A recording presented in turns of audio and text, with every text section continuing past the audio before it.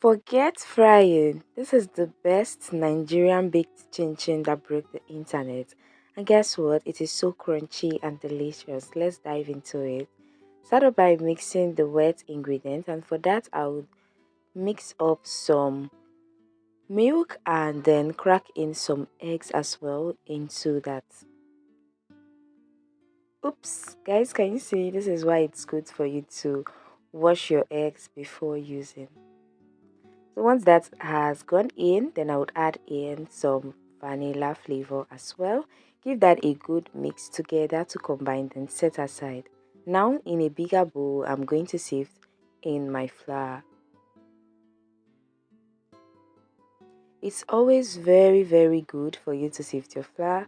It helps you get rid of impurities and it just makes the flour lighter. Once I'm done sifting, I'm now going to add in sugar, baking powder, some cinnamon powder, you can use nutmeg, then some salt, milk, flavor, and then full cream powdered milk. Then I'm going to give them a good mix together to combine.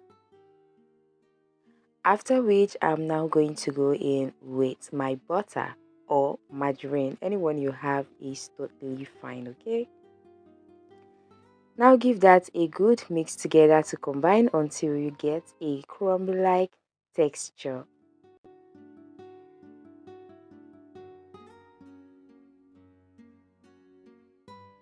For you to know that it is ready, it should look like this. Then just make a well in the middle and now add in the liquid ingredient, but add it in batches. I added mine in 3 batches just so that I can control the dough, okay? If you don't have milk, you can go for water as an alternative and your chinchin will still come out fine. Although the quality would vary a bit, but it will still come out this good as long as you're using the recipe. So feel free to use water as an alternative. Now that the mixture has come together, I'm going to knead this for about 3 to 4 minutes. Kneading the dough helps mix the ingredients together very well and it also helps with the structure of the chinchin. So that is how we get a very crunchy but yet soft and delicious chinchin.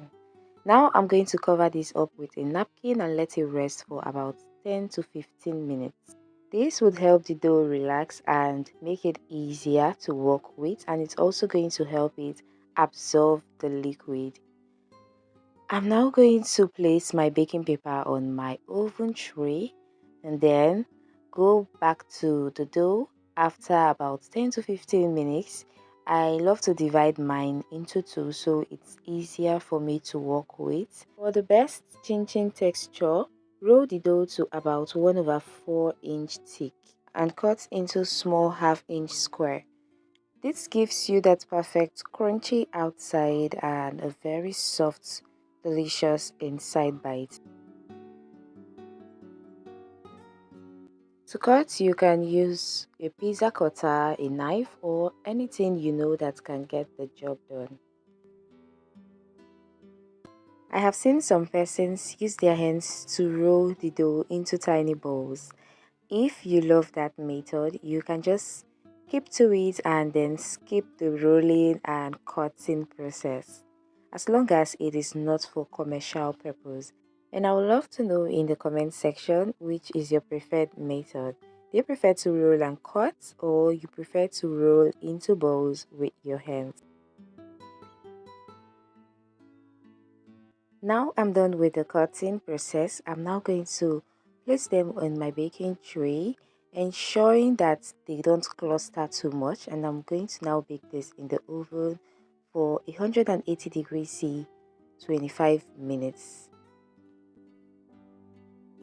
After 25 minutes in the oven, I'm going to bring them out and toss them around. I'm using a spatula first so I don't get to scatter them, you know they are still very fragile, and I don't want it to burn my hands, but the ideal way to turn is to use your hands and turn it just as seen in the video. I'll put that back into the oven for 25 minutes again, 180 degrees C, and then I'll bring it out and flip it over. I did this in total 3 times, so I baked in the oven for 75 minutes. And after that, guys, our chinchin is ready. You can now transfer this into a tray and let it cool down completely before you bottle it. And remember, chinchin hardens up when it is completely cooled down. Now our baked chinchin is ready. Please don't forget to like this video, drop your comments, subscribe and tap the notification bell so you get notified whenever I post a new video. Check the description box for the recipe. Bye guys!